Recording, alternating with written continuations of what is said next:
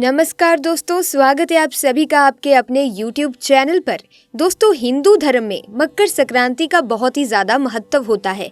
हिंदू पंचांग के अनुसार 14 जनवरी 2023 को रात 8:14 पर सूर्य मकर राशि में गोचर करेंगे और इस गोचर के बाद ही मकर संक्रांति का त्योहार मनाया जाता है।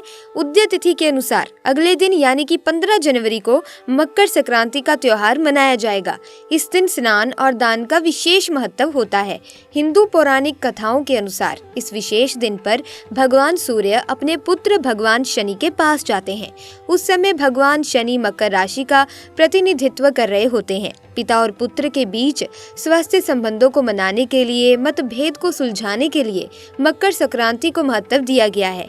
ऐसा माना जाता है कि इस विशेष दिन पर जब कोई पिता अपने पुत्र से मिलने जाता है तो उन्हें अपने मन मुटाव भूल करके सकारात्मक खुशी और समृद्धि के साथ साझा कर लेना चाहिए। इसके अलावा इस विशेष दिन की एक कथा और भी है जो भीष्म पितामह के जीवन से जुड़ी हुई है, जिन्हें ये वरदान मिला था कि उन्हें अपनी इच्छा से मृत्यु प्राप्त होगी। जब वे बाणों की सज्जा पर लेटे हुए थे तब वे उत्तरायण के दिन की प्रतीक्षा कर रहे थे और उन्होंने इस दिन अपनी आंखें बंद की और इस तरह उन्हें इस विशेष दिन पर मोक्ष की प्राप्ति हुई। दोस्तों, मकर संक्रांति किसानों के लिए बहुत अधिक महत्वपूर्ण होती है। इसी दिन सभी किसान अपनी फसल काटते हैं। मकर संक्रांति भारत का सिर्फ एक ऐसा त्योहार है जो हर साल 14 या 15 जनवरी को ही मनाया जाता है। ये वो दिन होता है जब सूर्य उत्तर की ओर बढ़ता है।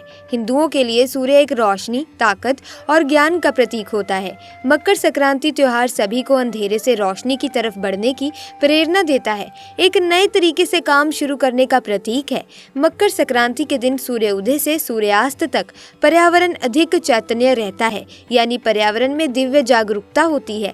इसीलिए जो लोग आध्यात्मिक अभ्यास कर रहे हैं वे चैतन्य का लाभ उठा सकते हैं। दोस्तों, मकर संक्रांति की पूजा विधि के बारे में भी जान लेते हैं। जो लोग इस विशेष दिन को मानते हैं वे अपने घरों में मकर संक्रांति की पूजा भी करते हैं। अपनी पूजा का स्थान सबसे पहले तो आप साफ सुथरा कर लें, शुद्ध कर लें। वैसे ये पूजा भगवान सूर्य के लिए की जाती है, इसीलिए ये पूजा उन्हें ही समर्पित होती है। इसके बाद एक थाली में 4 काली और 4 सफेद तिल्ली के लड्डू रखे जाते हैं, साथ ही कुछ पैसे भी थाली में रखते हैं। इसके बाद थाली में अगली सामग्री चावल का आटा और हल्दी का मिश्रण, सुपारी, पान के पत्ते, शुद्ध जल, फूल और अगरबत्ती रखी जाती है। इसके बाद भगवान के प्रसाद के लिए एक प्लेट में काली तिल्ली और सफेद तिल्ली के लड्डू, कुछ पैसे और मिठाई रखकर भगवान को चढ़ाया जाता है। ये प्रसाद भगवान सूर्य को चढ़ाने के बाद उनकी आरती की जाती है।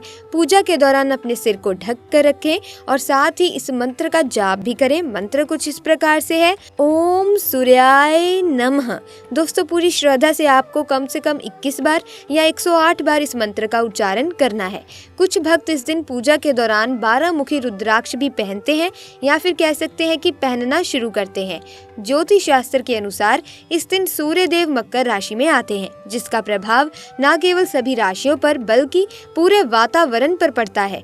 मकर संक्रांति के दिन दान पुण्य करना शुभ माना जाता है। ऐसा करने से शुभ फलों की प्राप्ति होती है, साथ ही कई दोषों से भी मुक्ति मिलती है।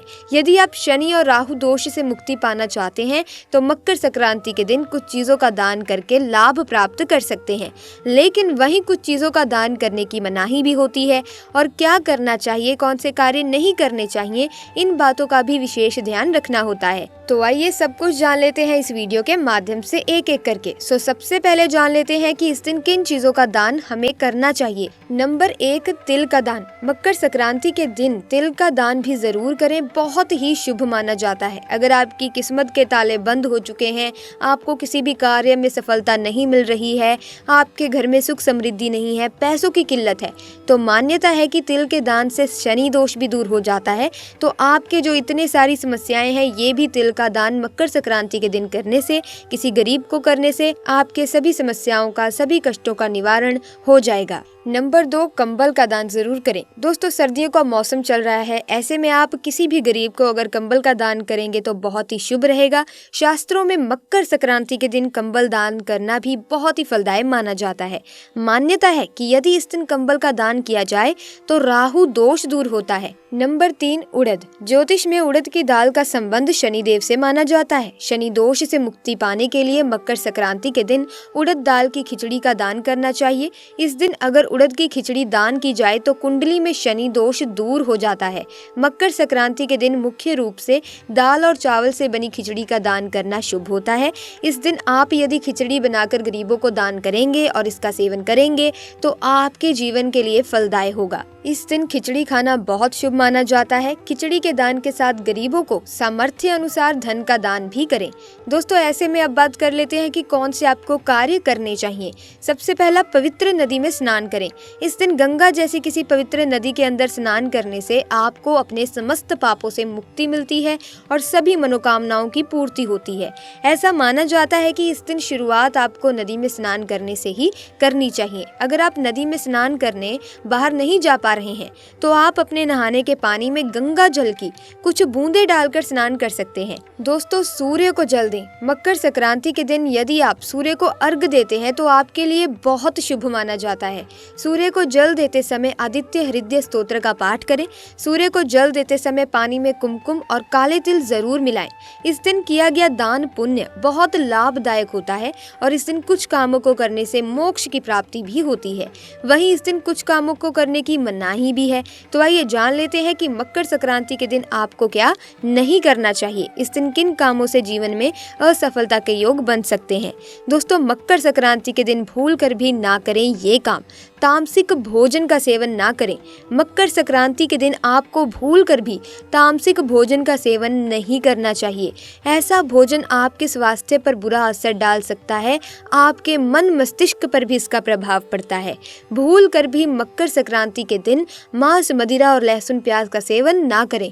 मकर संक्रांति के दिन आपको सबसे पहले सात्विक भोजन का भोग लगाना चाहिए, उसके बाद ही भोजन ग्रहण करना चाहिए। गरीबों को ना सताएं।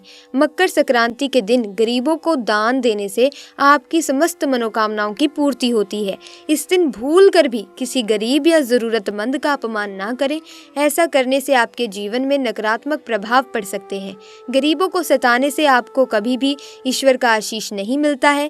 इसके साथ ही मकर संक्रांति के दिन अपनी वाणी पर संयम रखें और भूल कर भी किसी को अपशब्द ना कहें। यदि आपके घर में कोई भिखारी आए तो उसे खाली हाथ भी वापस ना भेजें। मकर संक्रांति के दिन मदिरा पान ना करें। मकर संक्रांति के दिन आपको भूल कर भी मदिरा पान नहीं करनी चाहिए। इस दिन मदिरा का सेवन आपकी आर्थिक स्थिति को खराब कर सकता है। यदि आप इस दिन शराब या किसी अन्य मादक पदार्थ का सेवन करते हैं तो आपके घर की सुख समृद्धि को नुकसान पहुंचा सकता है। दोस्तों, आइए अब जान लेते हैं कि क्या दान ना करें। ये भी जानना जरूरी है। तो ऐसे में फटे कपड़े किसी को दान नहीं करने चाहिए। सड़ा गला खाना कभी किसी को दान ना करें। अगर घर में टूटे फूटे जूते चप्पल पड़े हैं तो उसे भी दान नहीं करना चाहिए। इससे आपका दुर्भाग्य आ सकता है। अपने घर का झाड़ू भी दान नहीं करना चाहिए। इससे माता लक्ष्मी आपका साथ हमेशा हमेशा के लिए छोड़ सकती है। घर का बर्तन भी दान नहीं करना चाहिए। इससे भी माता लक्ष्मी रुष्ट हो जाती हैं। घर का इस्तेमाल हुआ तेल दान नहीं करना चाहिए। इससे शनि देव नाराज हो जाते हैं। नुकीली वस्तु जैसे चाकू, छुरी, ब्लेड आदि का दान ना करें। इससे राहु, केतु तथा शनि का प्रभाव अधिक बढ़ जाता है और व्यक्ति धीरे धीरे कंगाल हो जाता है। दोस्तों, अगर आप किसी लड़की का कन्यादान कर रहे हैं तो ये सुनिश्चित कर लें कि सामने वाला व्यक्ति गलत आचरण का ना हो। किसी गलत व्यक्ति को कन्यादान करने पर आपके नर्क के दरवाजे खुल सकते हैं। आप पाप के भागीदार बन सकते हैं। इसीलिए कन्यादान किसी नेक व्यक्ति को ही करें। शराबी, दुराचारी, गलत व्यक्ति को कन्यादान भूल कर भी मत करें। दोस्तों, अगर आपको ये जानकारी पसंद आई, वीडियो अच्छी लगी तो वीडियो को लाइक कर दें, शेयर करना ना भूलें। साथ ही चैनल को सब्सक्राइब करके बेल आइकन को प्रेस कर दें ताकि नए वीडियोस की अपडेट आपको मिलती रहे। आपका बहुत बहुत धन्यवाद।